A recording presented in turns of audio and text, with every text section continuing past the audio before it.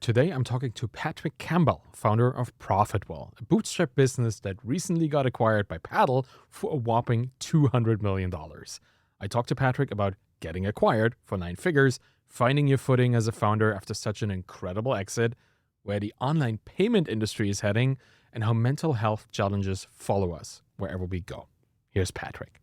After you sell a business that you bootstrap to whatever $200 million, you pretty much have infinite options, and you chose to join Paddle, the payment provider that acquired your business. And now you're working with them, for them, to get them to IPO. Man, you've been working in digital payment platforms for years now, probably decades at this point. And I feel your work is foundational and has impacted thousands, if not millions of people. And I always wonder, like, you made it possible for so many people to make money and to get better at pricing and all that stuff. Did you get into entrepreneurship with that in mind? Was empowering people to make a living a motivating force for that?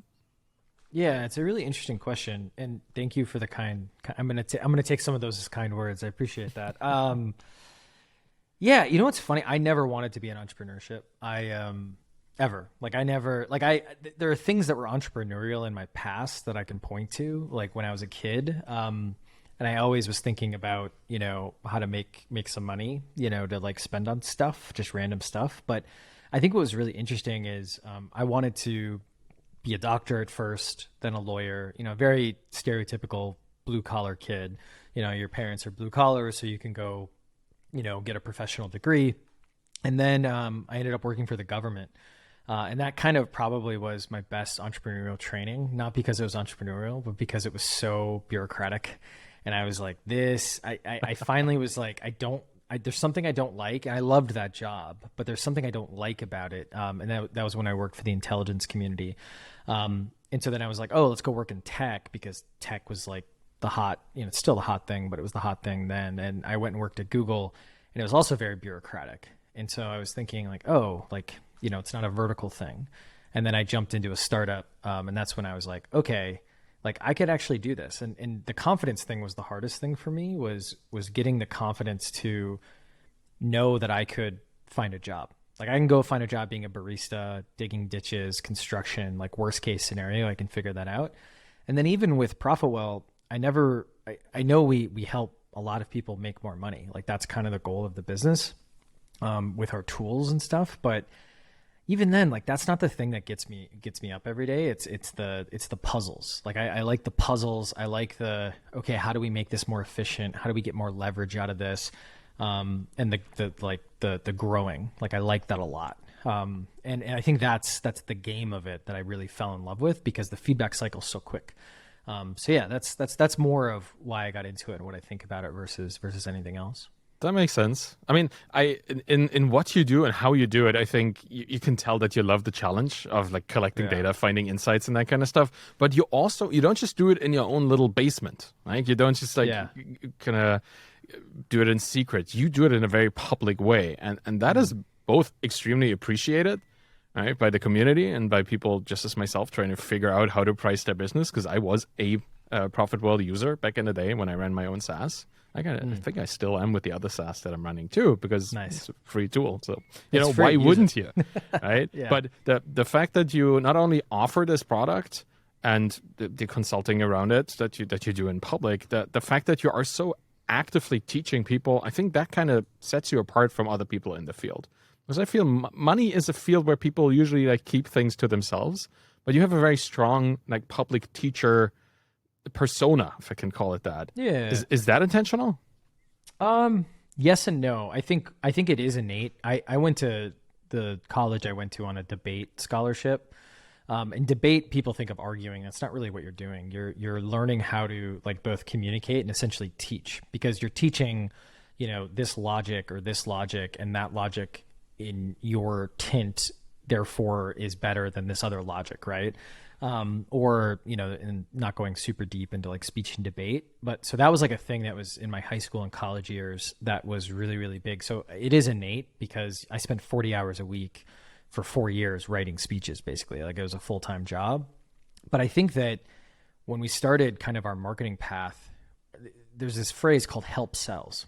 And help is, we were in a unique position where basically we were in a field, pricing and churn and metrics, where everyone kind of knows they're important. Everyone's a little not confident in their knowledge about it, and they're always looking for something extra. When you're in one of those fields and you start helping and you start like actually like giving away secrets or making them feel like secrets, people really respond, and you gain like a really good brand and a reputation. And we knew we were starting to get to a good place with this when, one, some of our competitors asked us to stop publishing so much content because they wanted to sell the content, like especially these pricing consultants. They were selling the same, like we were basically giving away the deck that they were selling to every single one of their companies, or their customers. And then we started to have a lot of people feel bad for how much value they were getting.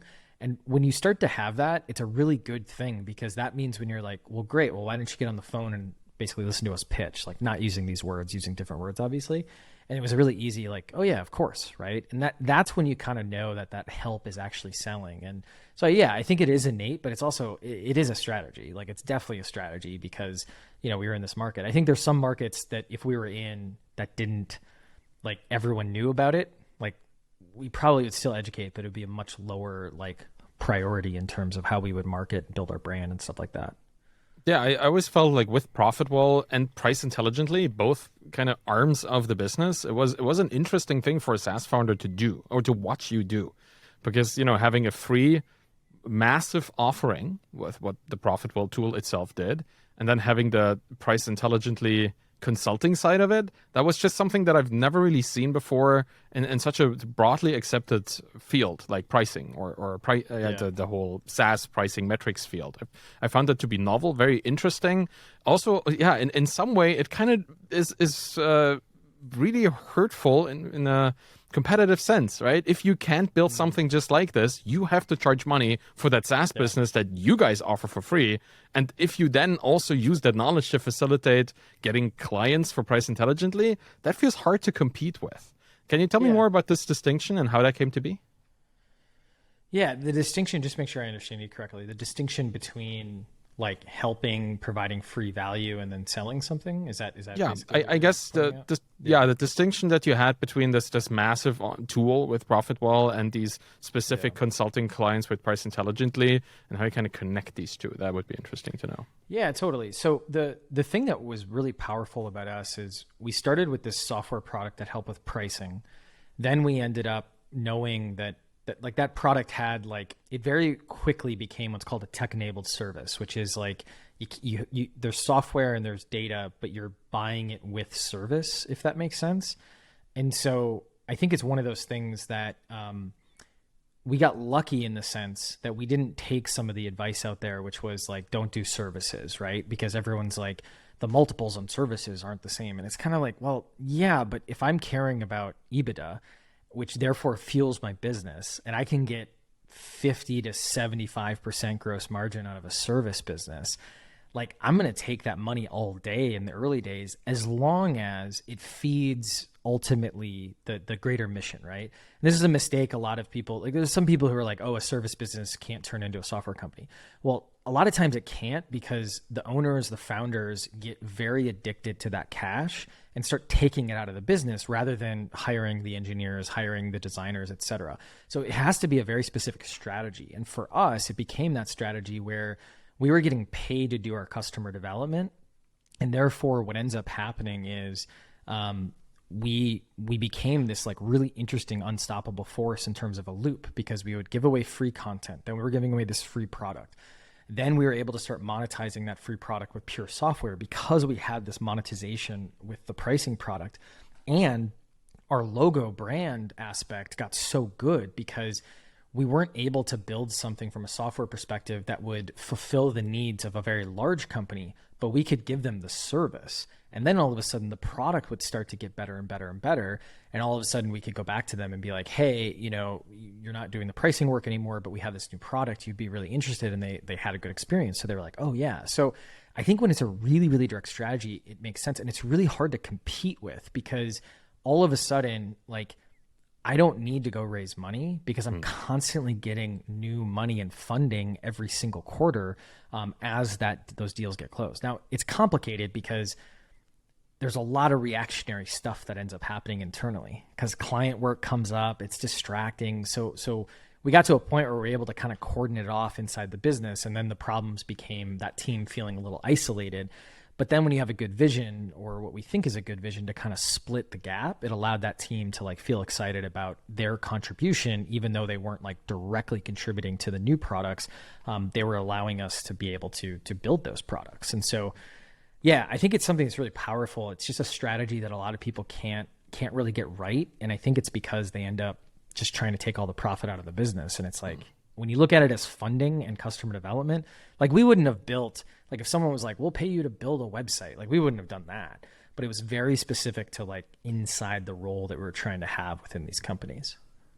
It certainly has a certain complexity to it that as a solo founder, I would find kind of freakishly complicated, you know, like the idea of building a free product and having free education materials to then monetize it through a service that then pours money back into the development of the product. It feels like for a bootstrapper, that is not the first thing that comes to mind. It's funny, though, that this meant that you could actually keep bootstrapping the product and the whole business. Yeah. Well, I think bootstrappers, we think too small.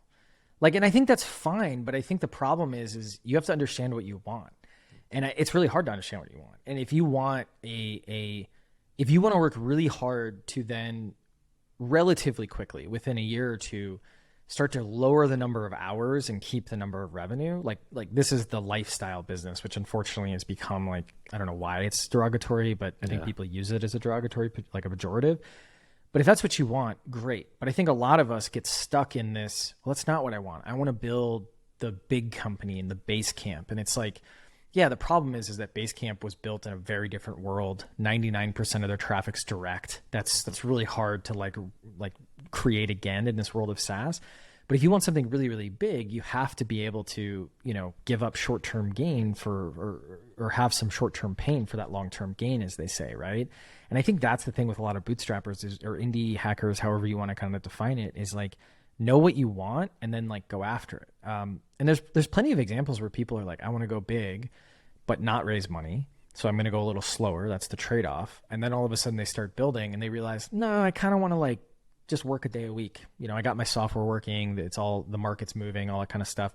And that's great. And you should be okay with that. But I think that's the problem, where people, they don't bridge that gap to like going for it. We were like, we're willing to go to zero. We're willing to go after this, like, because we're trying to build a big company. But it's just a different way of thinking about it, I think. Yeah, I think you need role models. Like in our community in particular, it's very people-centric. You need those people that have done it before. I guess you're now that person. Congratulations. Yeah, I don't know. You know? I think it's really funny. I almost resent it a little bit because, like, none of my advice has changed in, like, let's say the past year. Like, it's changed over a decade, but like it hasn't changed in the past year. Now people listen to me so much more just because we had an exit. And when you've gone through an exit, you realize, like, yes, it doesn't feel like you're winning the lottery, because you're like, well, no, we worked really hard for this and we did this and this is the outcome. But there's definitely some luck involved. There was timing involved. So it's almost like one of those things where it's like, you know, you stick to running the race. And so, but now all of a sudden, because you have, you know, a 9-figure exit, people are like listening, which is fine. Like, I'll take it. It's just, it's a little resentful because it's not like anything's changed. I just have more evidence of why something will work. And even then, like, you know, you shouldn't take my word for it. You should follow the data or the logic. But yeah, it's interesting. Yeah, so don't listen to Patrick, but let's keep talking to Patrick. I get what you're saying. There's always this kind of credibility boost from something public, right? Like from some public activity. And obviously nothing changed in terms of the realism of the advice you're giving, or the applicability, how much ever there is, right, in any kind of anecdotal or exemplary advice. But, you know, that's just what it is. People need to filter in some way. And I feel... Yeah, it's a human thing. It's a way for us to be able to even handle a society at a larger scale.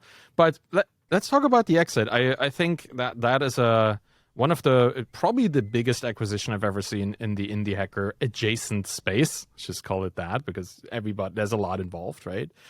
And probably also one of the most well documented. I don't think like anybody filmed a documentary doing this while they were doing it. And honestly, when I watched it the first time it came out, like what was it, half a year ago or something, or a while ago, let's just not date this in particular.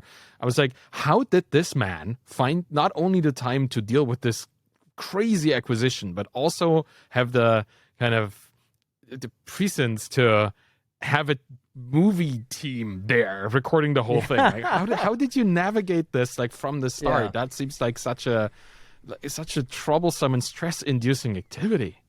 Yeah. Well, we always, it's a very indie or bootstrapper mindset, at least in my opinion, where you're like, if I'm going to invest time or money, how do I hedge the decision or hedge the time or the money, right? So we've been doing this for years where we're going to sponsor as a bootstrapped or indie company SaaSter, which is like the highest concentration of our customers, but it's still hundreds of thousands of dollars to not only sponsor, but send 12 people there and buy t-shirts and all this other stuff, right?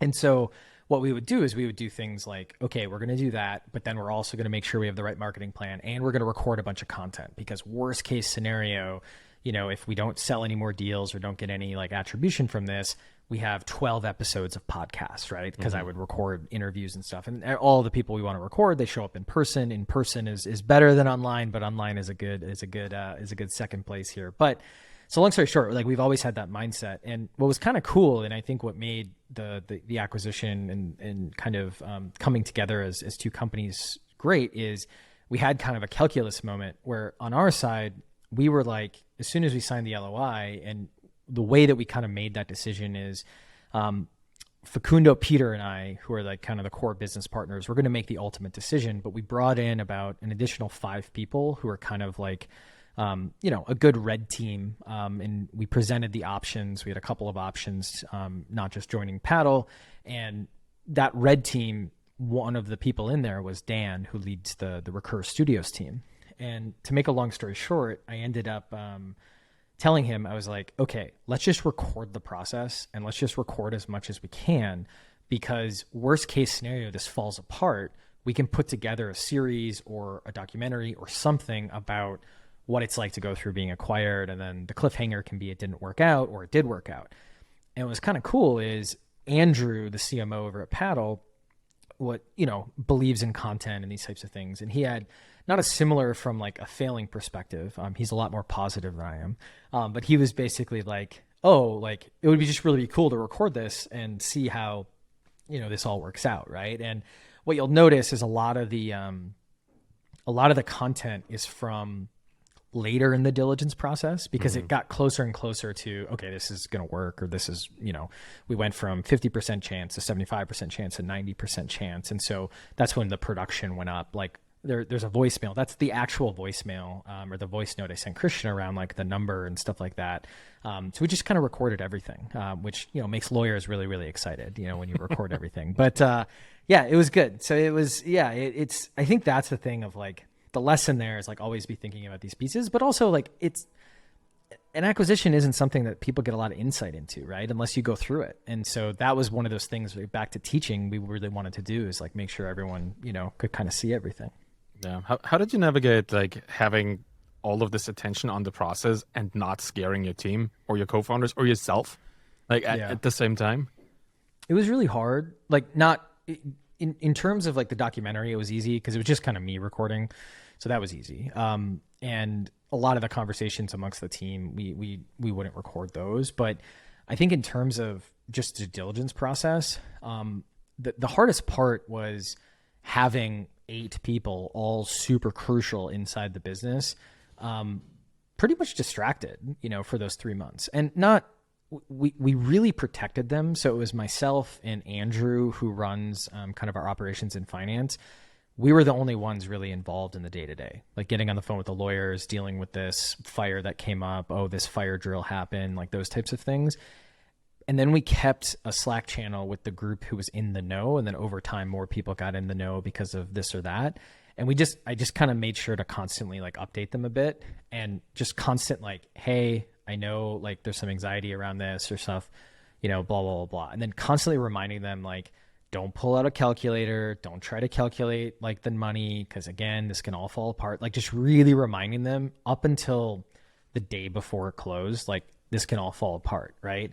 And I think that like it helped maybe because it just got rid of the short-term anxiety. Like if it did fall apart, it would have been really tough, because especially given what's happened this year, because all of a sudden, we were in a position where we definitely were ready to raise money at least, let alone sell. And so, yeah, it's just is one of those things where it can be hugely distracting, but like bifurcating the team as much as humanly possible from the day-to-day, I think helps. And frankly, like having a couple conversations, like there were definitely some arguments, mostly with Facundo and me, or Peter and me, or the three of us, where like Peter needs something and I would just be like, hey, like you have to figure this out. Like you have to figure this out. Like, and that causing some friction and, us getting into it like brothers, that type of a thing, just because like there's just so much going on, and there's a lot of short-term thinking that ends up incepting people when this stuff happens, and just trying to keep them on track is really, really tough. Was there anything specific that kind of tripped you up that now in retrospect seems kind of petty or pointless? Yeah, like there's a lot of things. There were like the thing when you're getting acquired, or you're acquiring someone, and it depends on the size of the deal, but there's always like disclosures, and there's always like all this stuff that goes into the agreement. Like if this happens, if this other thing happens, then this happens. And I'm sure it's like let's say there's 70 bullets, and there's lots more than 70, but it's like 67 of those will not matter. You just don't know which 67, right? And so you kind of have to treat every single one. So there will be a lot of like petty, not petty, but there will be a lot of things where it's like, yeah, remember when we spent 10 grand in lawyer fees on that bullet point? I think in the context of what I was talking about though, I think like there was just little things like, hey, can I get budget for this? And it's like, no, we're in this stage where every dollar gets reported, right? And I don't think the $5,000 we want to spend on this travel is going to tip something over, but I would rather not have that be a conversation when I have these three other conversations like in flight. And that's the other thing. There's a lot of like multi-threading going on, and you're kind of like taking and not consciously, like it's not like the movies, but you are subconsciously, and in some case, I guess consciously, being like, well, I'm going to give a little here because I want to get a little over here.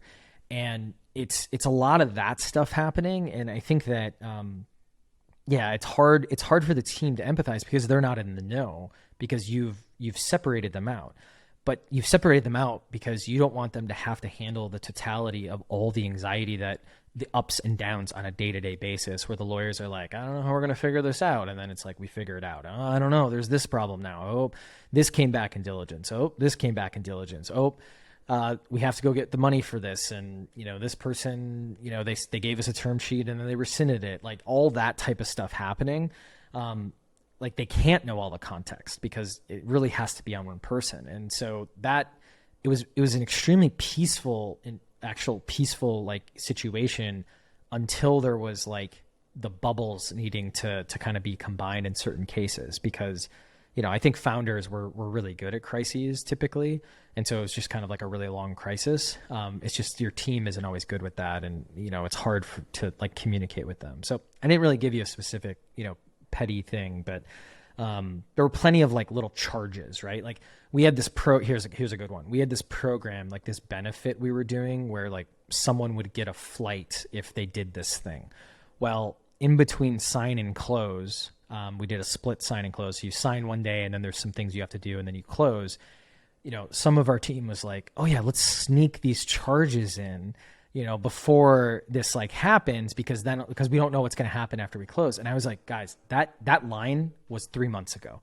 Like that line of sneaking stuff in, like now we have to disclose everything, and a $3,000 charge probably gets looked at. And again, like I was saying before, probably not something that we want to have a conversation about. So, but like they don't understand that fully because they don't understand all the other bullets that you've talked through. So yeah, just little stuff like that. It's definitely, you're bringing back the memories now. So yeah, it's interesting. Well, I hope that's okay.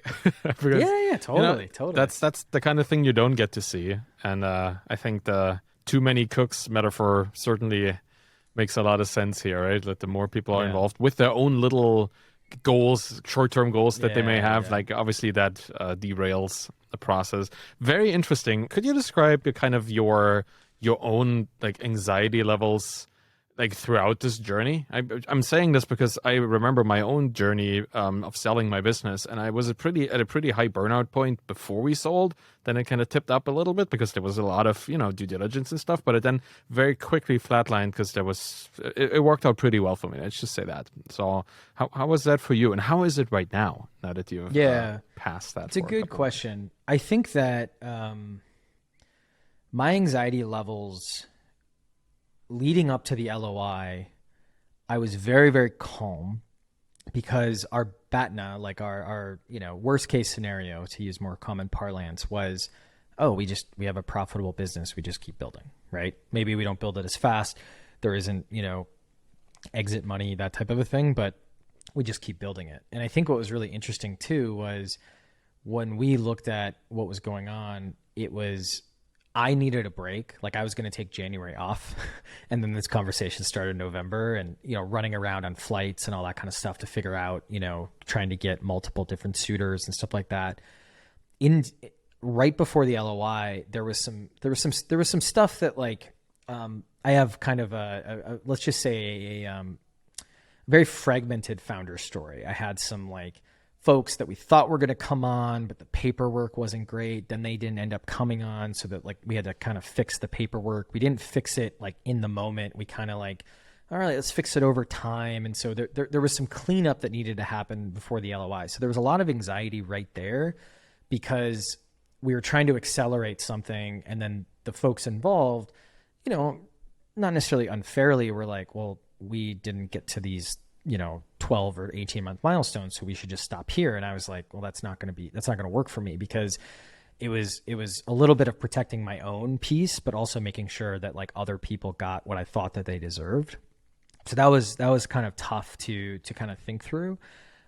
We got there, and then in the actual diligence period, it was almost like I hurry up and wait, like that phrase. It was a lot of that. So it was like, you have nothing going on and you have to keep your calendar open, because as soon as that next email comes in, you got to jump on it. Right. So we would like jump on it, get the answer, and then you kind of like wait again. And so there was these little ups and downs, and there were some different like diligence things around like, Paddle being a European company and really caring about certain things that a lot of US companies just don't care about, and vice versa as well. And so there's like little things here and there. And so the anxiety was good. And then the anxiety kept going down each day. I love those like fire moments. I do really well with those, almost to the detriment, because like sometimes I'll make a fire out of something that doesn't need a fire. Right. And so as we got towards, like we signed, there was one thing that was tough, and I'm not going to say what it is, but there was one thing that like everything else, if it didn't happen between sign and close, like we were good. There was one thing that really needed to get done. To the point where we were willing to spend an exorbitant amount of money to fix it. It's nothing bad, or it's just like we needed to clean one thing up. And so that had some anxiety. And then as soon as we closed, like a serenity that I've never felt. And also like, I don't know if I fully remember it. Like I slept so well. Everything was so comfortable, because you're on this like grind. You have this tension in your stomach and your head, because you're always kind of like on, like it's kind of like very PTSD. Like you're always just kind of wound up as being a founder, even if you're, lifestyle or all that kind of fun stuff, because, you're always like, well, something could break and I have to be the one to kind of take care of it. And it was just a moment where I was like, none of this is on my shoulders theoretically anymore. And then all of a sudden the anxiety over the last like 6 to 8 months has crept back up. Different type of anxiety. Now it's existential anxiety. Now, I have more money than any generation in my family tree will ever need. So now there's this responsibility of like, what do I do? Right. And I'm not one to like, I'm not a person who can just like live a great life. I'm just not wired that way. And so now it's like, there's a pressure that I'm building up, totally self-inflicted, around, well, I have to build something else. Was this a fluke? Blah, blah, blah, Wow. blah, like this, that, all this other stuff. And then what makes it kind of worse is my role was kind of up in the air. Like it was like, we're going to do something, we're going to have impact, all this other stuff, which, I am, but it's like, we're not really sure where. And so over the past like 6 months, we've been like, well, maybe it's this. It doesn't make sense. Maybe this, maybe this. And it's no one's fault. Like everyone's like, very earnest to like figure everything out. And there's a bunch of stuff I've been doing, but that like, I don't have my lane. I'm having this like existential, like, what do I do? Jenny and I, like, what do we want our family to do? All this other stuff. Like, it's a lot of interesting, like champagne problems to kind of consider. And I would say I was kind of like this, and then now I'm like evening out again. Just with realizations and, acclimating to everything. So I don't know if that's really useful to anybody except from just hearing it, but, yeah, it's You know what? I had, obviously not at that scale, but I had I went through the same steps. Like, and I think the more founders I talk to who sell their business, they all have the exact same experience. Yeah. And I think it's very important that people know that no matter how many digits that number has that you sell for, the person behind it. And I exactly understand that feeling. When the money hit our account for selling Feedback Panda, we're looking at each other and we're saying, nothing is different. Like we still feel like we need to prove ourselves to somebody. We still need to have a passion to follow. Which kind of sucks, right? Like it kind of sucks. Because you're like, I wish that just would fill that hole, right? Like the money fill the hole. Because it doesn't take that much probably to fill that hole theoretically. It's just your wiring. And I think for me, the thing I kind of came to is you amplify the best and the worst of you in an exit. Like it's not like, hey, if you're unhealthy, you're instantly going to be healthy. It's easier to get healthy, but it's also one of those things where you're like, oh, it's really easy for me to get the things to be healthy and I'm still not doing it. Oh my God, this is who I am. You should see my gym that I'm not using. Yeah. Exactly. Right. And you're like, well, I'm going to start a gym and I'm going to get this. And then all of a sudden like, I'm not really going to it. Right. And that's, yeah, man, it's a lot of champagne problems. There's still problems, but it is interesting. It's very interesting. They certainly, you graduate to new problems, but they are still problems. And I think they feel just as present, if not more present than the problems you had before, right? Yeah. You kind of, now you have something to protect that if it falls away, just levels you down to something where you don't want to be ever again. I never feared death, ever. Never thought, like I actually was like, yeah, I could die tomorrow and fine, because I was like fighting up the hill, Sisyphean task up the hill. All of a sudden I started fearing death. Like I was just like, oh God, it was kind of weird because you get that protect mode. You're like, well, I made it. Now what if I lose it? Right. And you're just a human. Right. And you have that paranoia, like a lot of founders, not every founder, but you have some of that paranoia in the business in general. Like only the paranoid survive, as Andy Grove would say. Right. But all of a sudden it's like, now you're paranoid on multiple levels, and I'm not as paranoid anymore. I don't think about death as much anymore. Like I'm more acclimated, but it's a, you're going through a big life event, and I don't know, it's a life event that's very instant, and it's not like I imagine, I don't have a kid, but it's not like I imagine have a kid, or I imagine have, something, because you're kind of like, you're dealing with, the kid 9 months, growing, and then comes, and then it kind of doesn't do much and starts to do much. And there's like this really, like, it's not slow, but it's got a gradual like gradation, and it spikes up in certain places. Here it's like it doesn't happen until it happens, and then when it happens, it happened, and then you're like, okay, what do I do? And I had I talked to 30 founders before selling. Half of them regretted it, but I've realized now, going through my own experience, I don't think they truly regret selling. I think that they went through a very similar feeling that I went through, and it's just, well, I shouldn't have done it. And it's like, no, like I kind of have this feeling I should have still done it. Like it was the right logical move, but now I have to deal with these feelings and grow as a human. I'm not saying these folks didn't grow as a human, but of those 15 who said they shouldn't have sold, a number of them didn't go along with the company, and 3 of them became drug addicts. And so it was just like one of those things where I think it's a purpose thing. And when you sell a company, you lose your purpose. You just need to be prepared, or have like the right people around you, because even if you have the right people around you and you're prepared, you're still going to go through this moment of like, well, what do I do? Well, I don't have to do anything. And you're like, oh, that's good because you have freedom. It's really bad because that thing that you felt you had to do really drove you a lot more than you think it did. At least, one guy's opinion. Oh, not just one guy's opinion. I know it, feel it too, and I've heard it many times. Is that why you jumped into your new position at Paddle immediately? I think I don't know how conscious this was. I think it was really smart for me to stay. One, I originally was staying because I was like, we're not done building, another bite at the apple, IPO in a couple of years, all this kind of thing.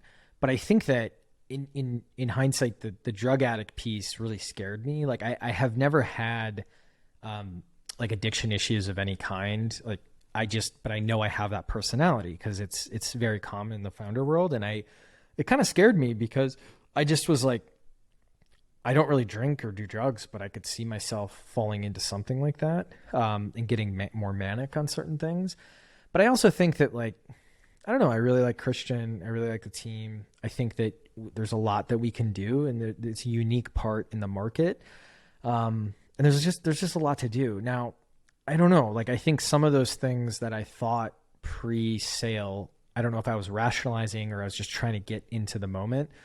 Other of those things, I'm kind of like, that was wrong. Like, I think that, like, I don't really know where I stand right now. Or, like, put this better, like, there were some things I was certain of in July, let's say. And those things, nothing to do necessarily with paddle, but just about my life. I'm going to do this, then we're going to go do this, then we're going to start a new company around this, and blah, blah, blah. And now I'm like not certain of a lot of things.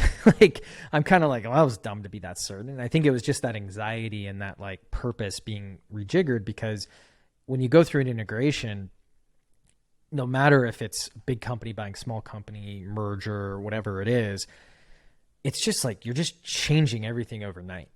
And some of those changes you realize right away, and some of those changes take a while to realize. And it's really hard. It's really hard. I never understood why integrations were hard, or buying a company. Everyone was like, it's terrible. It's so hard.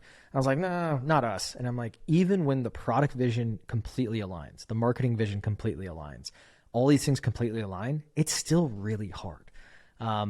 And everyone's trying to make it work. Everyone's trying to be good. And so it's just like all those things. It's just because people are hard, and you got to like combine everybody. You got to decide on new ways of doing things, or pick a way of doing things. And yeah, I think it's a lot of like that anxious energy, and that's why it was like this. And that's why we're evening out again. Cause we're just getting used to it and getting back to center basically.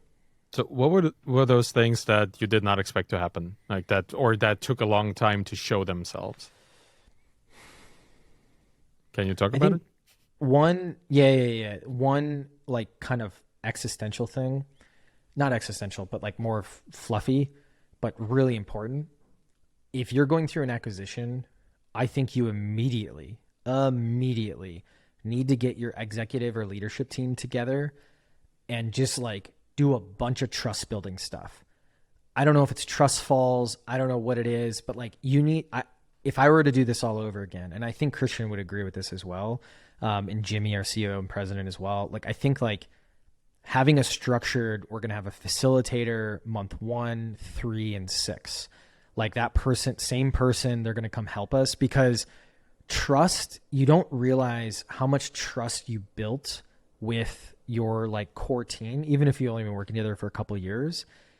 And you also don't realize like how important it is to start gelling as a wider team, because we thought, oh, they don't have a product leader. We have a strong product leader. Great product leader. We don't have a CMO, but we appreciate it. They have a good CMO. Oh, there's a CMO.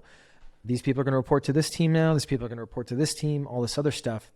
And the team had to go through trust stuff, and we didn't really understand that fully. But I think the exec team, we were like, yeah, vision makes sense. All this stuff makes sense. Let's just start talking. We kind of have similar vibes in general.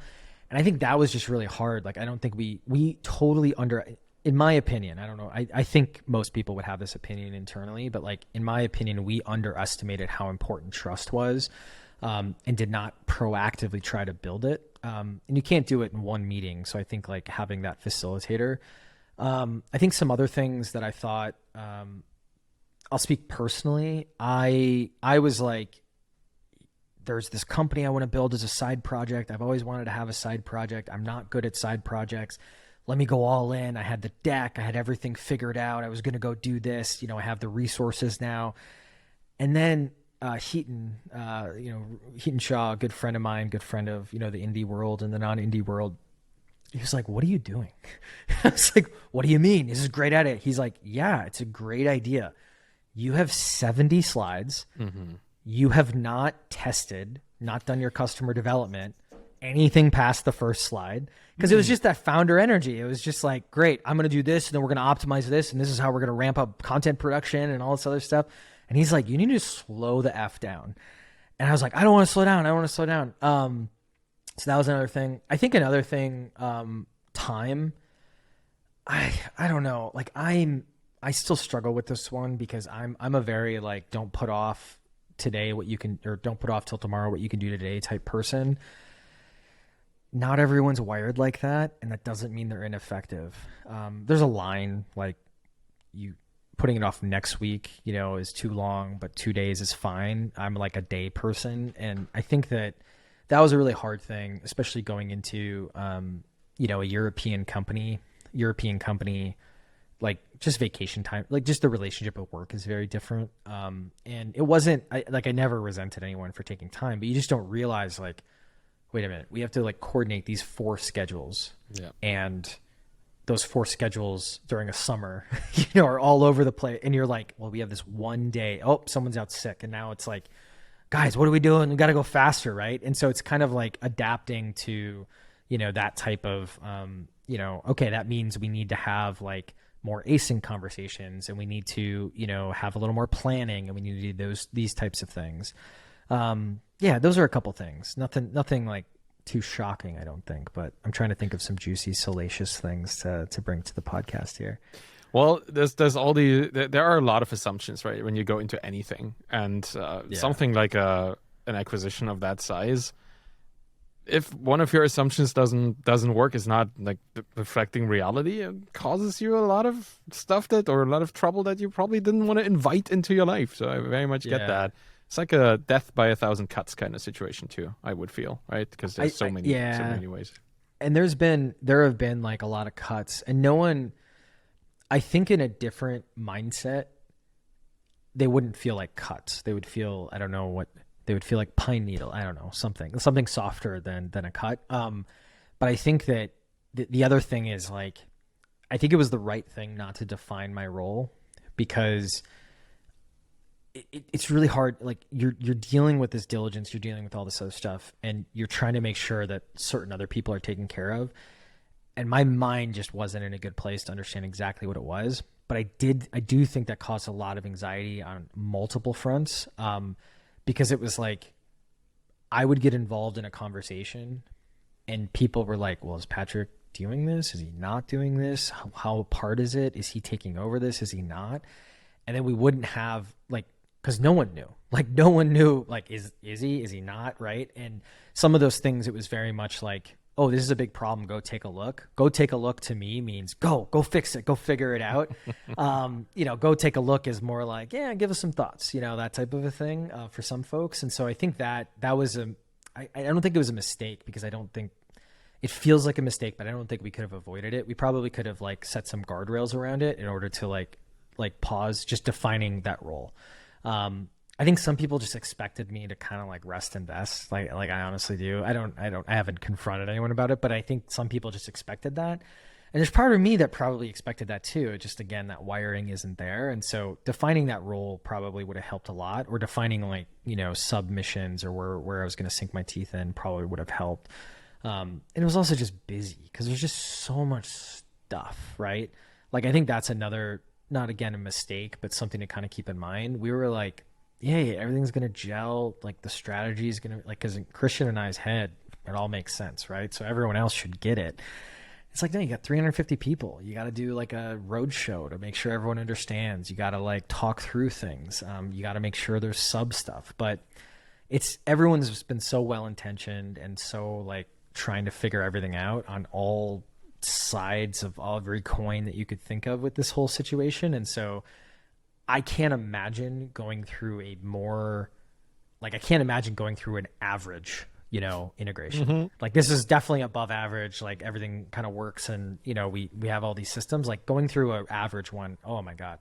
Like this is why a lot of them don't work. This is why I think a lot of M&A just doesn't work, is because you get one thing off than what I just said. It just gets really complicated. Yeah, it seems like you're well aligned, like between the businesses and between leadership as well. Like totally. And I think, it always comes back to that, because at the end of the day, it's like, well, that stuff's figured out. we can obviously figure out all this other stuff and get gelling and all that kind of stuff. And so, yeah, I think I'm looking forward to 2023 mainly because we don't have all this other stuff. I described it to Christian yesterday as like, it feels like 2023 was a lot of like running in place. Because like you make a decision on a deal, you're running in place to get the deal done. You re-budget and re-forecast because the deal went through. So now you officially can do that. And that's a lot of running in place. Then you're going through 2023 planning. It's kind of running in place. You're not like doing. And there's a bunch of doing going on. But yeah, it's just interesting. Do you think you'll ever like take a vacation? Because it feels like you just jump from one thing into the other. I wonder if you're even physically able to relax and to kind of funny story. Funny story. We were in a meeting and this time thing came up.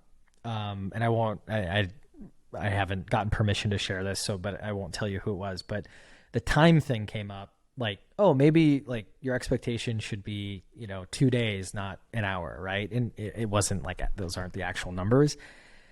And then we were talking and someone's like, maybe you should take a vacation. And that was like the most offensive thing anyone could say. Like I'd not gotten defensive on anything. And then all of a sudden that was the most offensive thing. I was like, do not tell me. And partially because I think like I love my job. So like, don't tell me what to do, that type of thing. And then another part of it is probably like I needed a vacation. So I took a vacation for the first time in 5 years in August. But here's the funny story. I had so much energy. Like I tapered down my meetings. So I didn't have any meetings Thursday or Friday. I still had to get some stuff done. I did some work over the weekend. And then on Monday, I was like, at 12 p.m., we're leaving to go wherever. And so I need to get done by 12 p.m. I had a meeting at 11, ended the meeting at 12. But going to the resort, we went in Puerto Rico, where I live, and I just had so much anxiety. So I just was like, I had dinner, but I was just like couldn't get the energy out. I wake up. I wake up at like 3 in the morning. I normally wake up at 4, so it's not that far off. And I'm just like, I just need to go walk. So I went to the gym, and I was like, I'm just gonna walk until I can't walk anymore. I walked 31 miles on the treadmill. I was like, I need to stop. I just need to keep walking. I'm just going to keep walking. I was like, can I do 100,000 steps? Like that was kind of the idea. And then it got into a little bit of a mission, but I literally walked until like my lower back was just like, nope, we are done. So I walked for, I think it was like 13 hours, like some crazy number like that. And then the rest of the vacation was amazing. Like it was like, I just read a bunch of books, just hung out, but I got all that tension out. And I'm bad at like the time off, and I know it's important. I never expect anyone on my team. This is always a thing that comes up when I mention stuff like this. I just love what I do so much. Like, I feel like you and I are, kindred spirits in this, where I'm like, this weekend I'm going to do stuff, but it's going to be like setting up my studio and like, I get a lot of energy out of it. Right. Mm-hmm. But I have been getting better about, taking my own advice to my team, which is always like schedule the next one while you're on the current one. And so, I'm taking next week off. I'm, taking other time off, that type of a thing. So one day we'll get there. I don't know if I'll ever take more than like 2 weeks at a time off, but we'll see. We'll see.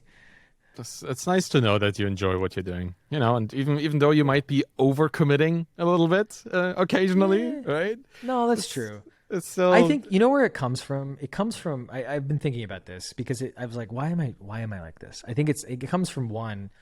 Like there's some negativity it comes from, where when we were growing up, like, my dad was a union guy. Like there was definitely times when he like he was on strike, not getting paid, I call it like, Campbell's soup with milk. Like for those who don't know, like when you buy canned soup, I didn't know people made it with milk like for years. Cause I was like, oh, you just use water, right? You just use water, that's what you have to use. That's what more poor people tend to do. And so there's some negativity. And then like the other part of it is I went through, a bout with cancer, right before I started getting in entrepreneurship.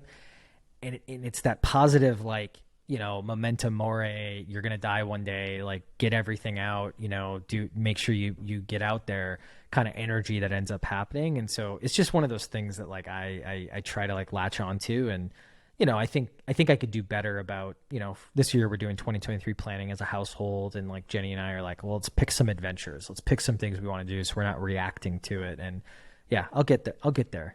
one day I'll have a life of leisure and, listen to this again and be like, you dumb kid, but we'll see. We'll see. Yeah. I mean, who knows, right? These are the things like that. It feels like in many ways, like a post-exit life is in itself, again, an entrepreneurial journey because you're in full control. Like you don't have any kind of responsibilities outside of what you choose to be responsible for. Yeah. And with that comes all the optionality and all the paradox of choice that you have, particularly after an exit like yours. I'm glad that you're finding ways to deal with this because I feel in many, many ways we under discuss the mental health issues that are happening throughout the whole journey. Like there is a lot of risk and fear in the beginning of any business journey, but the same risk and maybe an even stronger version of that existential fear exists throughout an acquisition, potential acquisition, and after, even though it is a successful thing. I think it never goes away, or at least there's always a version of it to deal with. And I'm really glad that you're sharing this because honestly, from the outside, an acquisition like this, the numbers involved to anybody look like this is just the jackpot that everybody's dreaming about, right? But that jackpot comes with a darker side as well. And I think to discuss this publicly, like you've been doing just now and over the last many months and years, honestly, throughout the whole journey, that is an important thing. I'm trying to do it in my work as well, and I'm glad you're doing it too. Thanks, man. Yeah. I'm just trying to learn from you about this whole build in public thing. Like why this is like building in public, and all the advantages and disadvantages. But I don't want to start another hour on that because I've already learned so much from you on that. So yeah, it's good. I guess we should do that another time. We'll do that another time. Yeah, definitely. I'm glad you're interviewing folks. It's been fun to kind of like, I think I liked the other content too. And I think you should continue that too. But I think it's a good mix and stuff like that because you ask really, really, really good questions. Thank you. Well, I appreciate it. Honestly, in many ways, this is also a mental health coping mechanism for myself. Like I'm sitting here in my little unfinished basement in Canada, and every day I'm like, well, I'm just sitting in my basement. I want to talk to people, and to having the platform of the podcast is amazing because not only can I talk to people, which is great, but learning from people at the same time, amazing. And being able to share this with the community, that's my jackpot, right? And all of this has, again, been enabled by my own software exit as well, right? There are so many things you can do, and I've fortunately found something that kind of drives my passion forward. And I see you finding similar things or figuring out how to find it as well, which is nice. And maybe let's close with what's going to happen professionally in your future. You just said you had a side project, but people are discouraging you from that. Then you have the whole paddle situation. What do you think is going to happen in the next couple months or years in the world of payment, online payment, and pricing that you're a part of? Ooh, so yeah, in terms of an industry, I think it's actually going to be it's going to be fascinating. I think it's going to be fascinating because Gumroad raised their prices, and a lot of people freaked out. But I think the main reason that they freaked out was because the communication was there wasn't really a why, and then there wasn't in the context of the customer, because we've done a lot of price increase emails, with our pricing product, and basically like you always want to make it about them, not about you. You always want to explain what's going on, and the communication wasn't, hey, inflation, costs went up, we're going to raise our prices, but it wasn't not that, and so I think that was the trouble there. But in listening to Sahil, who's on, this podcast as well, like the reasoning makes total sense. Like you have this world where Gumroad is what's called a merchant of record, which is also what Paddle is. There's some other folks who are these merchant of records. And I didn't understand Paddle's business when we were going through like the sale process until Christian was like explaining the org chart basically. And I was like, why do you have 9 people in a risk department? Why do you have 10 people in a tax department? I don't understand. And he was just like, well, they need to handle all these constituencies for sales tax for digital products. And we take on the risk of our customers. So if their chargebacks are bad, Paddle's chargebacks are bad. And if they're really bad, they get kicked off Visa. The world ends, right? For Paddle, right?